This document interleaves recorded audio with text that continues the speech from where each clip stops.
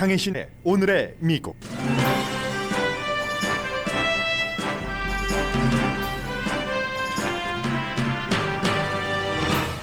예산 적자를 걱정하던 캘리포니아주가 큰 흑자가 나서 주민들이 리베이트를 받을 수 있게 됐습니다. 게빈 뉴섬 캘리포니아 주지사는 연수입 7만 5천 달러 미만인 주민들에게 체크를 보낼 계획을 밝혔습니다.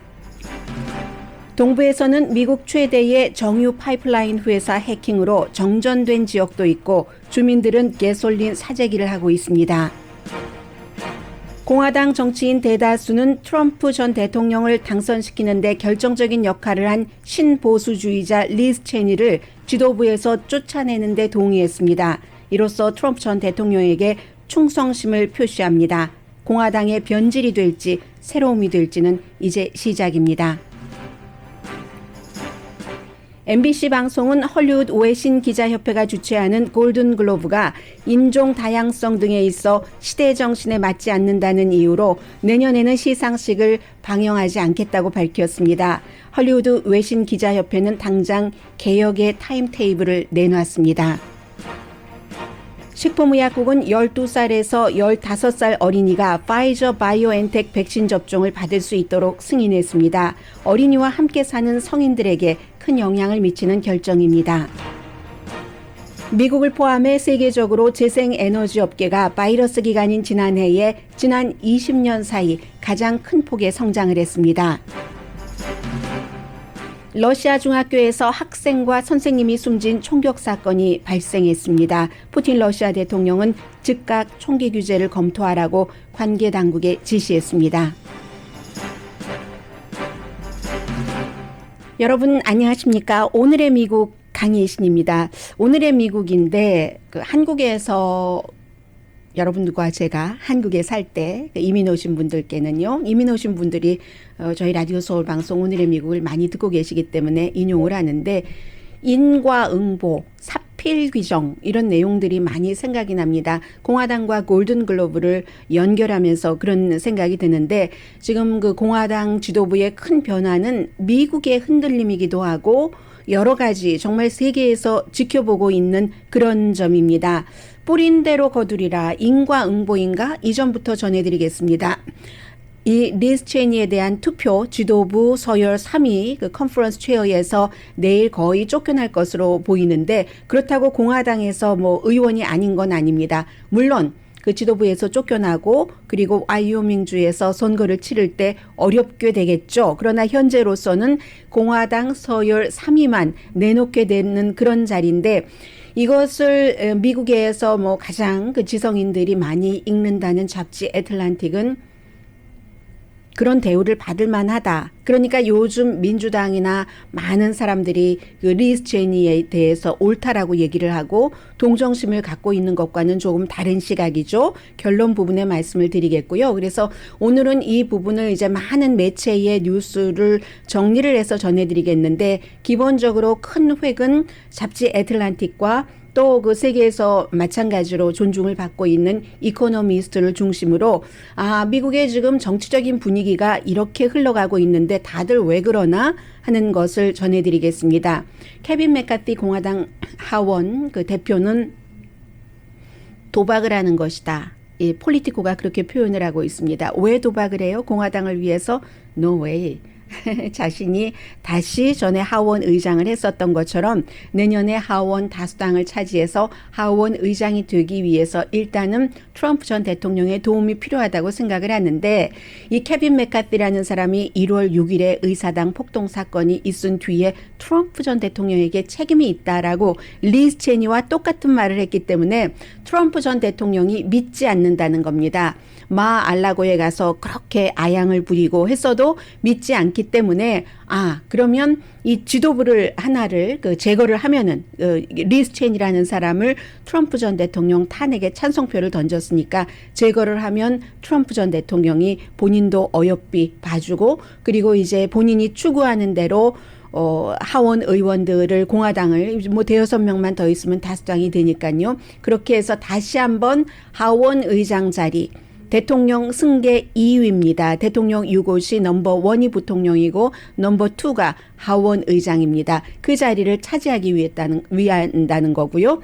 그리고 이제 앨리스 스테파닉 그 뉴욕주가 지역구인 이 연방 하원 의원이 리스 체니 자리를 현재로서는 내일인데 이어받을 것으로 알려졌는데 38살밖에 되지 않았습니다. 지역구는 뉴욕이지만 이 하원 의원이 대표하는 곳은 시골 지역입니다. 그래서 나름대로 본인은 이제 30대인데 서열, 공화당의 그 하원에서의 서열 3위로 가보겠다. 그것도 여자로서 하는 야심을 갖고 있는 거죠.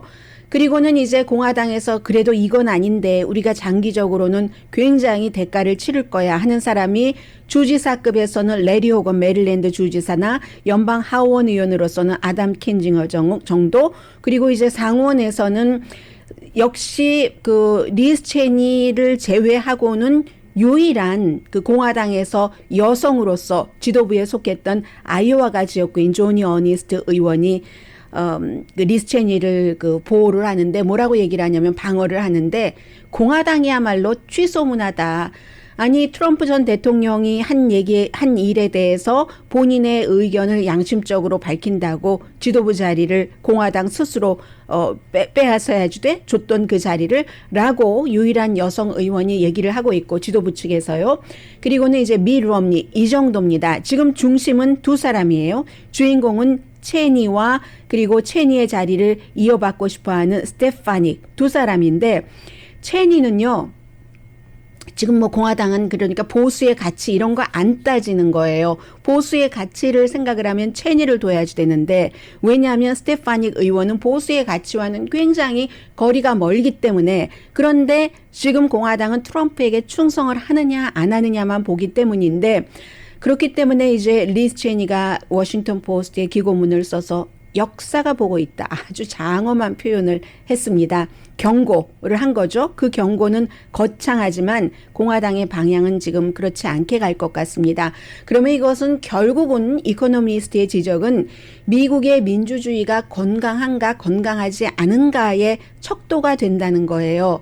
그래도 그나마 공화당과 이것도 지금 뭐 제3당이 있어야지 된다고 얘기를 해왔지만 공화당과 민주당이 서로 앞서거니 뒤서거니 하면서 때로는 협상도 하고 해서 미국의 뭔가를 그 이뤄냈는데 지금 공화당이 전혀 새로운 분야로 트럼프 DNA로 가게 되면은 미국의 민주주의를 어느 나라가 존중하게 될 것인가 하는 게 이제 영국에서 보고 있는 거고요.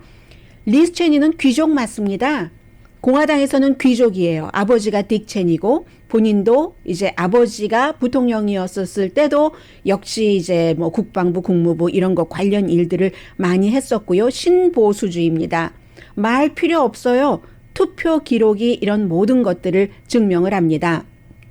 그런데 다만 1월 6일 이후에 트럼프가 졌다. 이것은 부정선거가 아니다. 그리고 입 다물기를 거절함으로 인해서 그 자리에서 쫓겨나게 되는데 공화당의 많은 의원들은 사실은 그 속으로는 이게 부정선거가 아니었다는 것을 부정선거가 미국에서 일어날 수 없다는 것을 알면서도 본인들의 정치적인 야망과 그 정치력을 계속 유지하기 위해서 그냥 말을 안 하고 있거나 애매하게 말하거나 하는 것인데 여기서 체니가 당당하게 이거 부정선거가 없었다. 트럼프가 빅라이 하는 거다. 미국 민주주의에 방해가 된다라고 계속 얘기를 하니까 공화당 의원들은 자신들은 그렇게 생각하면서도 하지 못하는 얘기를 다른 사람이 하는 것을 존중하는 게 아니라 아주 고깝게 생각을 한다는 겁니다. 아무튼 그런 거예요. 그래서 지금까지 이 체니가 얼마나 보수주의였는가 하는 것은 투표가 말해주고 있기 때문에요. 반대로 이 지금 제 서열 3위가 될 그 여성 엘리제 스테파닉 의원은 트럼프가 대통령이었을 때 공화당으로서는 아주 작은 퍼센티지예요. 77%만 트럼프 정책에 찬성표를 던졌습니다. 그리고 트럼프 전 대통령이 의회를 통해서 유일하게 성공한 안이 있다면 세금 감면안이었습니다. 이 세금 감면안에 스테파닉 의원은 반대표를 던졌습니다. 그에 비해서 리스 체니는 트럼프 전 대통령이 하는 그런 것과 방향을 92.9%, 93% 같은 방향으로 갔어요. 그런데 지금 공화당 의원들이 체니가 아니고 스테파닉이다 하는 것은 트럼프가 스테파닉을 원하기 때문에 스테파닉이 그 전에는 트럼프 전 대통령과 많이 다른 길을 갔으면서도 1월 6일 이후에는 애리조나 지금 뭐 재검표하는 거 지지하면서 부정선거 다 하고 트럼프가 대통령이다라고 얘기를 해주기 때문에 그게 유일한 겁니다. 그런데 애리조나 지금 재검표하는 것이요. 왜 부정선거라고 하는지 여러분 아마 잊으셨을 거예요. 너무 많은 뉴스가 있었기 때문에. 왜 뭐 코리안 에어라인이 뭐 투표를 실어다가 그쪽에 뿌렸느니 마리포사 카운티 이런 얘기 많이 들으셨죠? 유튜브 등등을 통해서 그 케이스입니다. 아시아에서 투표함 같은 것들이 무더기로 와서 뭐 중국 사람들이 조정을 해서 그래서 이게 바이든 표가 너무 많이 나왔다 하는 것을 지금 재검표로서 확인을 한다는 얘기예요. 이것을 스테파닉 의원이 지지를 하기 때문에 공화당 의원들은 스테파닉 의원이 넘버 서열 3위가 돼야지 된다고 하고 그 이유는 트럼프가 그렇게 하고 있기 때문에 그러는 겁니다. 리즈 체니는요. 아빠처럼 딕 체니처럼 그 이라크 전쟁에 대해서 지금도 하나도 잘못이 없다고 얘기를 합니다. 이게 신보수주의의 대표적인 그 주장이죠. 그리고 미국의 고문 프로그램도 지지했습니다. 리즈 체니는. 그 고문이 이제 뭐 국무부에서 그 조지 부시 전 대통령의 법률 자문을 하다가 뭐 버클리도 갔다가 스탠포드에도 갔다가 뭐 채프만에도 갔다가 지금 다시 그 캘리포니아 북부에서 교수를 하고 있는 존 뉴 코리안 아메리칸 그 사람이 이거는 뭐 고문은 합법이야 라고 얘기를 하는 거기도 지지를 했었던 사람입니다. 국제법상은 고문은 전쟁 포로에 대한 고문은 안 되는 거고요. 그 정도로 보수적이었는데 갑자기 이런 리즈 체니를 민주당이 좋아하는 겁니다. 공화당이 지금 저렇게 분열되고 있다. 이 말이 되느냐 하는 형태로 지금 민주당은 얘기를 하는 것이고 리즈 체니는 공화당의 원칙을 지키는 사람 아닌가 용기가 있는 사람 아닌가 거짓을 거짓이라고 말할 수 있는 애국심이 있다. 그런데 공화당은 애국심이 있는 리즈 체니를 버리고 사교 집단처럼 트럼프 교회 교주 트럼프를 예를 신봉하기 위해서 리즈 체니를 내버리려고 하고 있다. 이게 지금 민주당이 얘기를 하고 있는 거예요. 바이든 대통령은 지금 공화당이 이런 형태로 뭐 미래가 좋지 않을 것으로 보는 거예요. 그렇게 해서 공화당이 약해진다면 미국 민주주의에 건강하지 않다라고 얘기를 했습니다. 양당이 힘이 비슷비슷하게 가야지 미국이 세계 지도자적인 위치에서도 그렇고 미국이라는 나라의 운명에 좋다는 거죠. 그런데요. 불과 몇 개월 전에 공화당 연방 하원 서열 3위인 리즈 체니 의원은 아주 그 강한 그 정치인들에게 비유가 돼서 마가렛 대처 영국 전 총리에게 비유가 됐었습니다. 그만큼 이제 떠오르는 그 스타였는데 불과 몇 개월 만에 리더십이 흔들리고 의석도 위험해서 어쩌면 선거에서도 져서 본인이 그 뭔가 그 공화당이 아닌 지금 공화당의 성격이 아닌 후보를 지지하는데 자신의 많은 시간을 쏟을 수 있을지도 모릅니다. 얼마나 아이러니해요. 공화당으로서는 내부에서 내부의 지도자를 내침으로써 내부의 새로운 강한 그 귀족, 그 공화당 귀족의 적을 만드는 게 지금 공화당이다라고 보고 있는 거죠. 트럼프 전 대통령의 입장은 체니, 딕 체니도 그렇고 리즈 체니도 그렇고 또 부시도 그렇고 전부 맥케인이나 숨진 존 맥케인 상원 의원이나 현 밋 romney 상원 의원이나 이 자신을 한 번도 지지하지 않는 것을 싫어하죠. 이 사람들이 전부 결코 트럼프라는 사람을 미국의 대통령으로서 받아들일 수 없는 선배 정치인들이 그런 것들을 아주 지독하게 싫어하면서 제일 그 선배 가운데는 후배인 리즈 체니를 1월 6일에 의사당으로 진격하라라는 연설을 하면서 제거해야지 된다. 리즈 체니는 제거해야지 된다고 연설을 했습니다. 그런데도 불구하고 의사당 사건이 일어나고 불과 얼마 지나지 않은 탄핵 재판이 있고 나서도 뭐 이런 분위기가 공화당에서 이어졌어요. 리더십을 지켜줬죠. 리즈 체니의 서열 3위 리더십을 지켜줬습니다. 그때는 케빈 맥카티도 그랬어요. 리즈 체니랑 똑같은 얘기를 하면서 의사당에 트럼프 지지자들이 들어갔다. 폭도였다라고 얘기를 하면서 안티파나 블랙 라이브스 매터 시위대가 아니다라고 얘기를 하면서 그땐 그랬는데 분위기를 보니까 내가 지금은 트럼프를 잡아야 미래의 공화당 같은 것은 생각할 것도 없이 당장 그래야 내년 선거에서 이겨서 내가 연방 하원 의장이 된다 하는 것을 이제 그 케빈 맥카티 같은 다른 공화당 사람들이 주장을 하는 것이고 현재의 상태에서 보면 리스 체니가 외로울 수 있죠. 공화당에서. 그런데 그 외로움이 미국의 민주주의를 대변하는지도 모른다. 이코노미스트의 표현입니다. 민주주의 상태의 척도일지 모른다라고 표현을 했어요. 의회 연설을 할 때 바이든 대통령이 이제 처음으로 이 팔꿈치를 부딪히는 인사를 했잖아요. 공화당으로서. 그런 것도 공화당 의원들이나 공화당 유권자들이 리스 체니에게 고개를 절레절레 내두르게 하는 그런 일이었는데 리스 체니는 그 일에 대해서 비난이 있자 트윗에서 얘기를 했습니다. 우리는 적은 아니다. 의견이 다른 거지. 공화당이나 민주당이나. 나는 항상 예의 바르게. 그러니까 이것은 대통령에 대한 예의라고 보시면 되겠죠. 그리고 뭐 공손하게 예의 바르게 정직하게 그렇게 정치를 하는 것을 원한다. 당이 다르다고 적은 아니다. 우리는 다 미국인이다. 이런 얘기를 했고요. 그러나 그런 얘기나 그런 분위기가 어쩌면 리스 체니의 아버지인 딕 체니나 아니면 바이든 시대, 딕 체니가 바이든과 같이 이제 의정 활동을 했었으니까는요. 그런 그 시대에나 통한 것인지 모르겠다. 적어도 공화당에는 그런 생각을 하면서 그런데 이제 이렇게 생각을 하면은 리스 체니가 굉장히 불쌍하잖아요. 그런데 저는 미국의 정치를 여러분들께 전해드리면서 그냥 인생과 스토리로 비교를 하고 싶은 겁니다. 애틀란틱은 뭐라고 얘기하냐면 리스 체니는 그런 대우를 받을 만하다. deserve to 그런 대우라고 얘기를 하고 있거든요. 왜냐하면 1월 6일 이전에는 트럼프를 비난하는 사람이 아니었으니까. 의사당 사건이 일어나고 이건 너무나 대단한 거다. 여기서 어떻게 강하게 나가서 본인은 신념을 지키는 것일 수도 있지만 그렇게 하는 게 정치적으로 유리하다고 판단을 했을 수도 있겠죠. 리스 체니로서는. 그러면서 1월 6일 이전에는 리스 체니도요. 입만 열면 민주당은 사회주의자의 당이다라고 얘기를 했고 그리고 이제 특히 오바마 시대의 리스 체니 의원은 팍스뉴스의 아주 그 단골 손님이었어요. 팍스뉴스에 출연해서 당연히 뭐 고문 이런 얘기도 했고 특히 오바마 대통령이 지하드, 성전을 하는 그 무슬림의 그런 지하드에 대해서 동정심을 갖고 있다. 이제 그런 데서 오바마가 뭐 무슬림이야, 그 이슬람교 신자야 하는 되지도 않는 음모론이 나오는 거잖아요.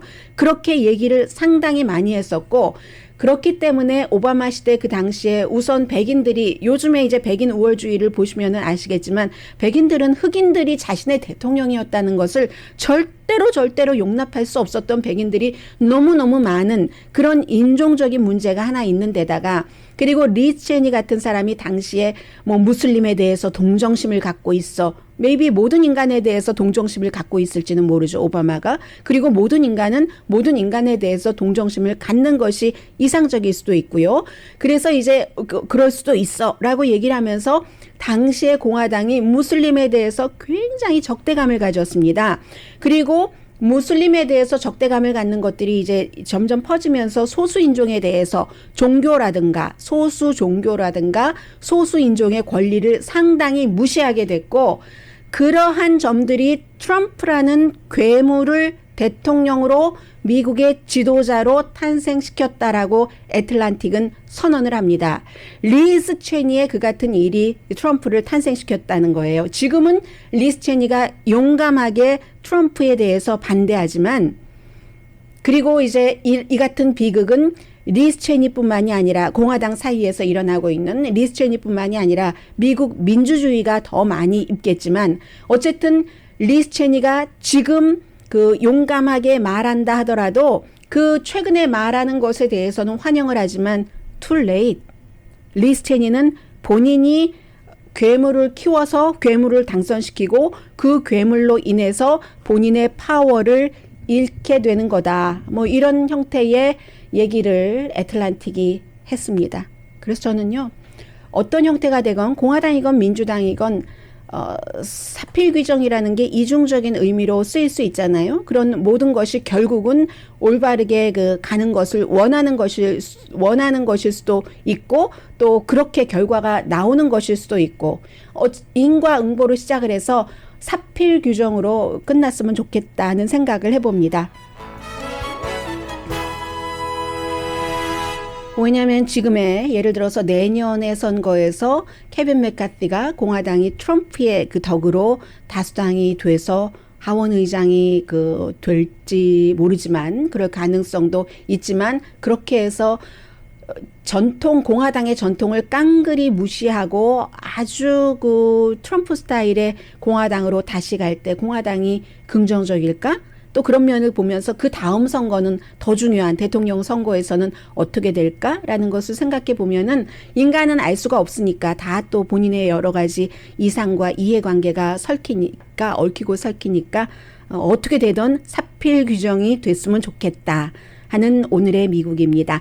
잠시 뒤에는 골든글로브도 참 재밌는데요. 이것도 인과응보 사필 규정인데 그 내용은 이제 잠시 뒤에 전해드리고요. 지금 미국의 서부에서 중요한 것, 동부에서 중요한 이 이슈를 잠시 뒤에 전해드립니다.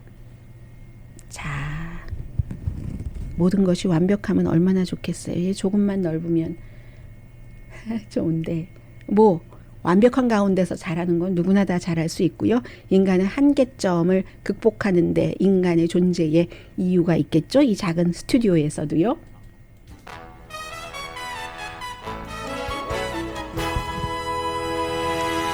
라디오 서울 방송 오늘의 미국 듣고 계십니다.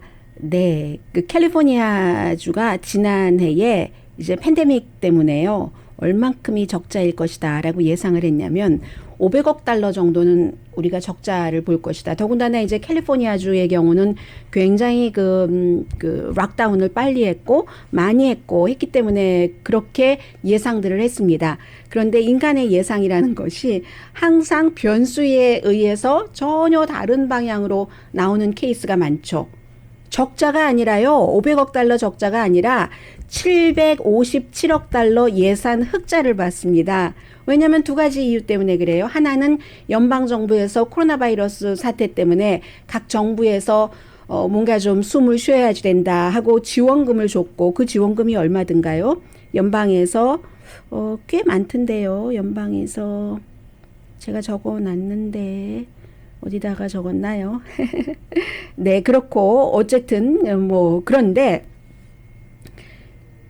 이렇게 757억 달러가 흑자가 났으니까 500억 달러 적자를 생각했다가 흑자니까 합쳐보니까 1257억 달러가 생긴 거나 마찬가지가 되잖아요. 그래서 이게 또 다 법이 있답니다. 캘리포니아주에 1979년도에 주 헌법에 따라서 얼만큼 만약에 흑자가 나는 경우 거기에 반 정도는 어떻게 쓸 수 있고 또 힘들 때가 있으니까 레이니 책 같은 것을 해서 나중에 주는 것도 있지만 비가 올 때 쓰려고 적립해두는 그런 돈도 있잖아요. 그런데 쓸 수 있는 돈이 있어요. 거기서 이제 어떻게 쓰느냐 하는 것도 규정은 정해놨겠지만 주지사의 권한이 있는 겁니다. 그래서 주지사가요, 이게 돈을 조금 쓰기로 했어요. 어떻게 쓰기로 했냐면은 돈 없는 사람들에게 돈을 주기로 리베이트 하는 식으로 연방정부에서 체크를 받으신 것처럼 지난번에도 있었지만 체크를 지난번에 못 받으신 분들을 우선적으로 해서 체크를 주기로 결정을 한 겁니다. 연방정부 보조금이 270억 달러나 됐네요. 500억 달러 적자를 예상하고 정부에서는 그렇게 계산을 했겠죠. 연방정부에서 얼만큼을 주면 나머지는 어떻게 메우나 했는데 테크놀로지 업계 재택근무했으니까 괜찮았죠. 그리고 이제 자본소득세 같은 캐피털 게인 같은 것들이 많이 사람들이 주식을 해서 한 것, 양도소득세 같은 것이 예상보다 굉장히 많이 거쳤거든요. 그렇기 때문에 돈을 나눠주겠다. 물론 의회가 돈 쓰는 것은 다 허락을 해야지 됩니다. 그런데 이런 때는 캘리포니아 게빈 뉴섬 민주당 주지사의 의회가 상원 하원 전부 민주당이기 때문에 민주당 의원들도 지지를 하고요. 해서 이것은 그런데 공화당도 지지를 해요. 야당인데도 불구하고 이 지지를 해서 주지사의 계획에 따르면 7만 5천 달러까지 1년에 버는 사람 가운데 지난번에 이제 뭐 캘리포니아주에 경기부양책 못 받으신 분들 계시죠? 그런 분들부터 우선 600달러씩 드리고 나머지 분들 드리고 어디서 계산해 놓은 거 보니까 캘리포니아 주민 뭐 3분의 2 정도는 받는다고 하던데요. 그리고 또 있어요. 추가로 500달러를 7만 5천 달러 미만인데 자녀가 있으신 분 이런 분들은 이제 1,000불보다 더 받으시네요. 그리고 또 캘리포니아주의 특성으로 그동안 세금은 내면서 팬데믹 기간 중에 일자리 잃어버리고 정부의 지원은 받지 못하고 연방정부의 지원도 그랬던 서류 미비자에게도 500달러씩 드리겠다. 이것은 거의 그 확정적인 겁니다. 뭐 액수에는 약간의 변화가 있을 수 있을지 모르겠으나 어쨌든 말씀드린 것처럼 주지사 결심했죠. 그리고 주의회가 다 민주당이니까 되는 것이고 법에 어긋나는 것도 아니기 때문에 그렇게 됐어요. 그래서 이제 또 있어요. 그 다른 것도. 이 모든 것들이 게빈 뉴섬 주지사의 1,000억 달러 규모의 경기부양책 가운데 다 포함이 되는 거거든요. 1,000억 달러. 근데 757억 달러가 지금 예산 흑자가 났으니까. 그래서 또 52억 달러를 어떻게 책정을 했는가. 지난해에 렌트비를 못 내신 분들이 계시죠? 그런 분들을 지원을 하고 이건 또 랜드로드들이 아주 좋아합니다. 그리고 유틸리티 비를 못 내신 분들도 계시죠. 그런 분들에게는 렌트비에 뭐 반 조금 안 되네요. 20억 달러. 이것도 뭐 유틸리티 회사가 좋아하지 않겠어요? 지금 캘리포니아주의 게빈 뉴섬 주지사는 몇 개월 있으면 선거를 치러서 그게 소환 선거입니다. 분위기가 이렇게 돼가고 있으니까 저 사람 소환시켜 라고 생각했던 사람 가운데 마음을 바꿀 사람도 많은 것 같고요. 그리고 이제 소환 선거가 있어서 50% 이상이 찬성을 해야지만 소환이 되는데 그리고 나면 누구를 남은 기간 동안 내년에 또 정말 선거 진짜 선거가 있지만 남은 기간 동안 주지사를 누구로 할 것인가 이게 지금 공화당이 소환해야 된다고 주장을 하는 거잖아요. 그런데 이제 공화당 가장 잘 알려진 그 후보는 성전환자 후보입니다. 공화당인데도요. 그래서 공화당은 그런 딜레마에다가 여기에 지금 게빈 뉴섬이 딱 돈을 준다고 하니까 주민들은 돈 주는 주지사를 제일 좋아합니다. 그리고 국민들은 돈 주는 대통령을 제일 좋아합니다. 그게 지금 여론조사 나온 것 보니까 뭐 바이든 대통령이 뭐 93% 정도 지지율이 지금 나왔다 하는데 그게 왜 그러냐면 꼭 민주당만 지지하는 게 아니라 공화당 가운데서도 지금 몇 번의 경기부양책 지원금을 받고 나서 이 바이든을 지지하는 사람들이 생기게 되는 겁니다. 제가 이 63% 지지율이 어느 여론조사 결과인가 하는 것을 한번 보겠습니다. AP군요. AP가 여론조사를 한 결과입니다. 그리고 또 이제 파이프라인 동부에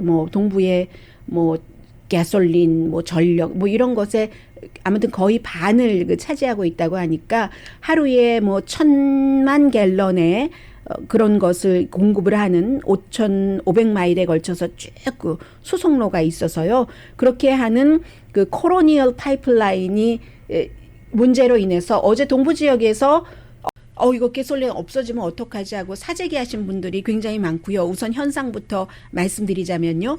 버지니아 쪽에는 지금 정전이 많이 일어나고 있습니다. 7.6% 버지니아 지역 주민의 정전이 일어났고 그리고 버지니아, 플로리다, 알라바마 이런 곳 주유소는 사재기 때문에 지금 완전히 패닉인 경우가 많고요.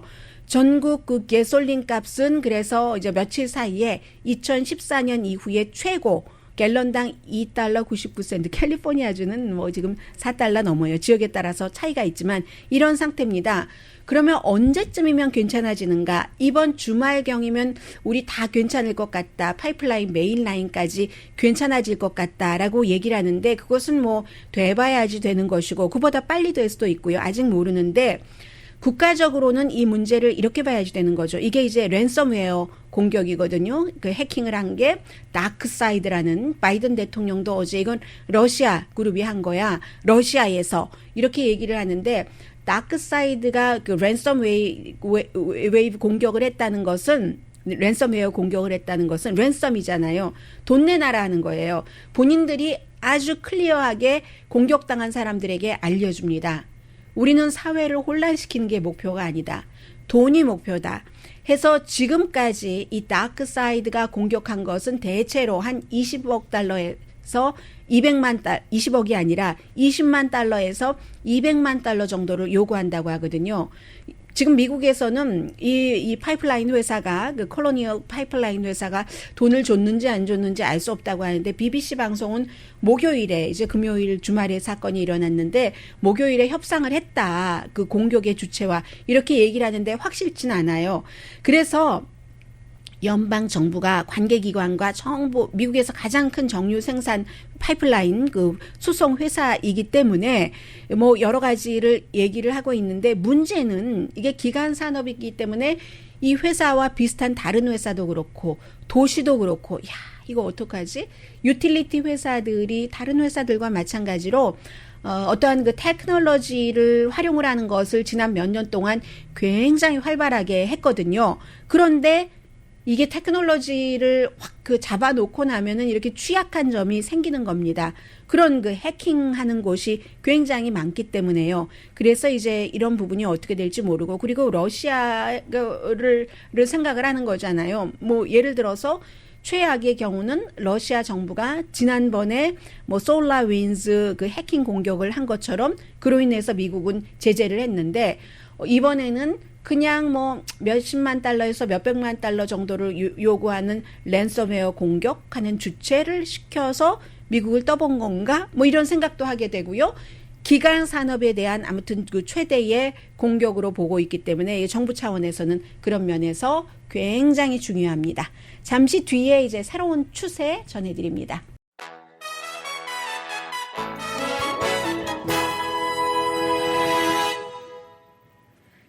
라디오 서울 방송 오늘의 미국 듣고 계십니다. 네, 그 세계 그 재생 그 에너지 업계요. 좀 전에 이제 송유관을 파이프라인을 말씀을 드렸는데, 미국을 포함해서입니다. 세계 재생 에너지 업계가 지난 20년 사이에 가장 큰 폭으로 증가를 했답니다. 1999년 이후에요.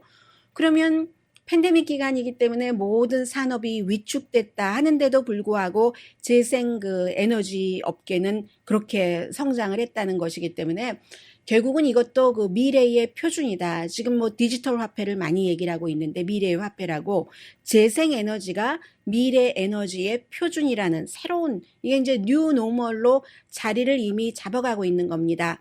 국제 에너지 기구요, IAEA가 쭉 그 조사를 했어요. 조사를 했더니 뭐 예를 들어서 바람을 일으키는 농장이라든가 태양 파워라든가 하는 것이, 바람 농장은 배는 늘었고요. 지난해가 1년 전에 비해서 태양 파워는 45% 정도는 증가를 했다는 거거든요.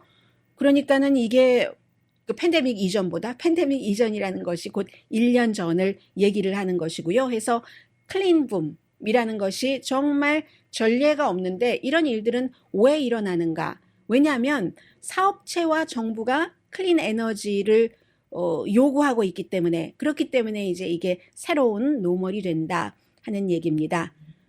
그리고 이제 요즘에 뭐 캘리포니아주에서도 뭐 체크 준다고 하고, 연방 정부도 지금 정부 차원에서 또 다른 그 체크에 대해서 의논을 하고 있는데요. 그럴 때마다 많은 사람들이 그 하는 얘기가, 그러니까 일들을 안 하지, 이게 사회주의야라고 얘기를 하는데, 지난해에요, Institute for Policy Studies라고 이런 그 정책에 대해서는 잘 그 알려진 분석을 하는 그런 곳입니다. 여기서 이제 리포트를 한 것을 보니까 S&P 500 회사 가운데서 100군데 회사를 추렸습니다. 이 100군데 회사는 S&P 500에 속하는 회사이긴 하지만 직원의 봉급이 가장 적은 회사예요. 그랬더니 이런 회사의 CEO의 연봉은 지난해에 29%가 인상이 돼서 1,530만 달러더라. 연봉이. 그럼 뭐 한 달에 뭐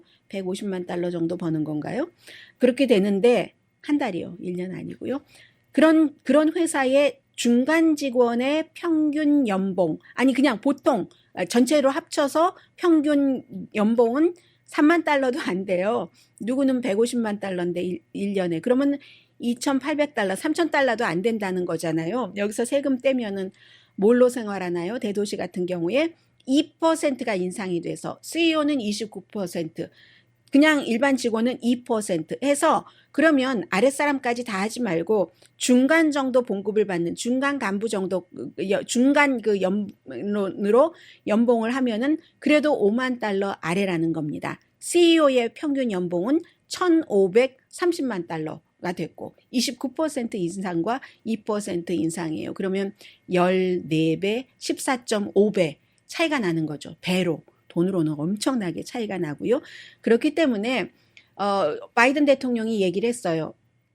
연방 실업수당을 일자리를 찾지 않는 사람은 못 받을 수 있다. 그런데 언제나 그래왔었던 것이죠. 그 부분은 실업수당을 받을 때 내가 일자리를 찾고 있어 하는 증명을 늘 하고 뭐 서류를 써서 보내고 하지 그냥 주진 않잖아요. 물론 그 많은 것들에 어떤 그 배드 애플은 항상 섞이기는 하지만 그런 부분이 있고요. 그리고 이제 그 골든글로브에 대해서 조금 말씀을 드리겠습니다. 골든글로브는요, 수십 년 동안 이 골든글로브, 헐리우드 외신기자협회가 주는 영화상이잖아요. 아카데미를 예고를 한다고도 하는.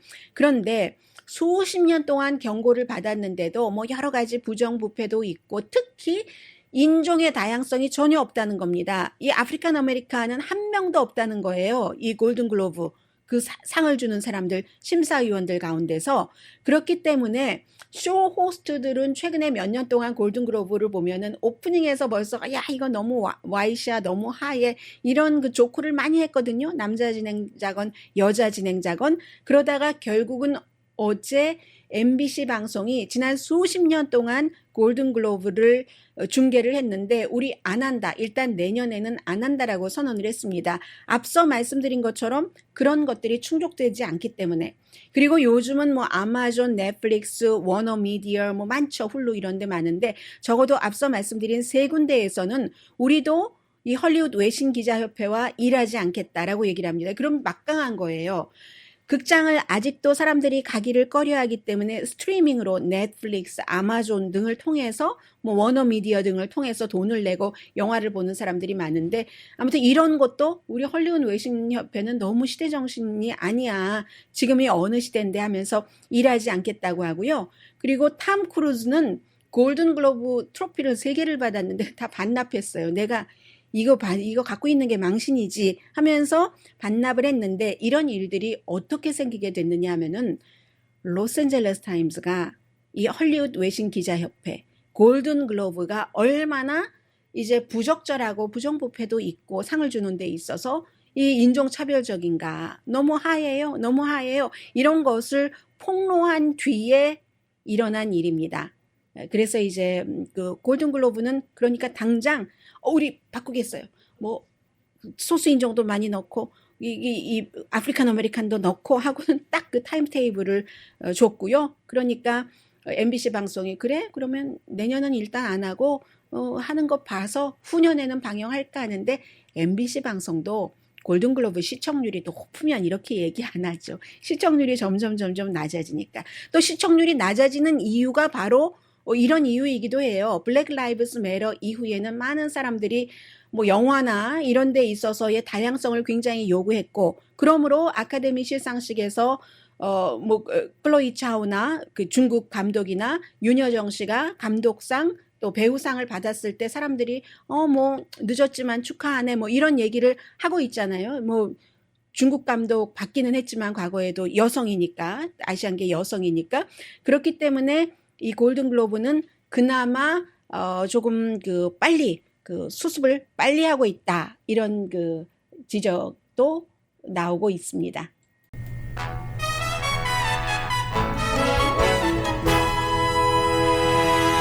라디오 서울 방송 오늘의 미국 듣고 계십니다.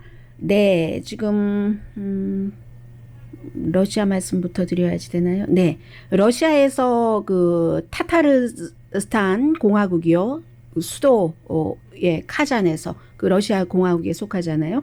모스크바에서 뭐 한 10마일 동쪽으로 떨어졌다고 하니까 러시아 중서부가 되는 거죠. 여기서 이제 중학교에서 19살, 용의자가 원래 2명이었는데 아마 이 학교 전에 다녔던 그 학생 출신으로 파악을 하고 있는데 한 명은 사살된 것인지 어쨌든 숨졌고 한 명은 체포가 됐습니다. 그래서 러시아 당국이 테러리스트가 체포됐다고 했는데 체포되기 전에 7명의 학생을 살해했고 한 명의 아마 여교사인 것 같아요. 총으로 살해를 했습니다. 총은 바로 이 그 체포된 용의자 이름으로 돼 있었고 그러자 러시아에서 학교에서 총격 사건이 일어나는 일이 흔한 일이 아니거든요. 블라디미르 푸틴 러시아 대통령이 바로 총기법을 리뷰하겠다고 했고 이게 조금 미국과 다른 거죠. 그리고 또 러시아만의 독재적인 성격이 있기 때문에 가능한 것인데 최근에는 이제 학생들이 이렇게 총격 사건을 가끔씩 일으키기 때문에 당장 그 러시아의 블라디미르 푸틴이 국민에게 그 대통령의 역할을 하기도 해요. 러시아 대통령으로서 조의를 표하고 무슨 비상사태 그 장관이 있는데 그 장관을 비행기에 태워서 의료진과 의료기구들과 그 학교에 보내고 상담을 해주고 정말 뭐 빨리 회복되길 바란다. 이런 그 온갖 것들을 하고 나서 총기 규제를 아무튼 하겠다. 이번에 하겠다. 이런 것이 이제 미국과 좀 그 다른 그 러시아의 특수성이라고 볼 수 있고요. 코로나 바이러스는 이제 파이저 앤 그 바이오엔텍을 12살에서 15살까지도 놓을 수 있다. 캐나다가 먼저 했죠. 미국보다. 이러면 부모와 조부모가 좀 걱정을 덜 하시게 되는 거죠. 부모와 조부모 가운데서 백신 접종을 어떤 이유로든 받지 않으셨거나 받지 못하신 분들도 계시고 어린아이들은 그다지 많이 아프지는 않지만 그래서 그 점은 왜 뭐 별로 중요하지도 않은데 뭐 백신 접종을 해야 하지만 그런 면에서 중요하고요. 또 우리 집 부모와 조부모뿐만이 아니라 다른 분들께도 우리 아이가 자신도 모르고 전염시킬 수 있기 때문에 중요한 건데 미국 어린이는요, 지난해 3월부터 올해 4월 사이에 케이스는 150만 케이스, 어린이도 뭐 심각한 증세는 아니지만 296명이 미국에서 숨졌습니다. 병원에 입원했던 어린이도 15,000명 정도는 되고요. 그래서 코로나 바이러스는 미국은 미국이고 뭐 로스앤젤레스 이쪽은 이제 7월 달이 되면은 집단 면역이 된다고는 하는데 인도가 더 문제인 거죠. 인도에서 분명한 새로운 변이 바이러스가 확인이 됐기 때문에요. 네, 지금 그 댓글 달아주신 분 가운데서 제이훈 김씨라는 선생님께서 세금을 많이 낸다는 것은 많이 벌었다는 것이니까 혜택을 못 받아도 땡큐죠. 그렇죠. 혜택을 못 받아도 땡큐죠. 그리고 예전부터 늘 돈을 잘 번 사람보다 돈을 조금 어려움도 알고 많이 벌게 된 그런 분들이 더 고마워하실 것 같아요. 강희신이었습니다.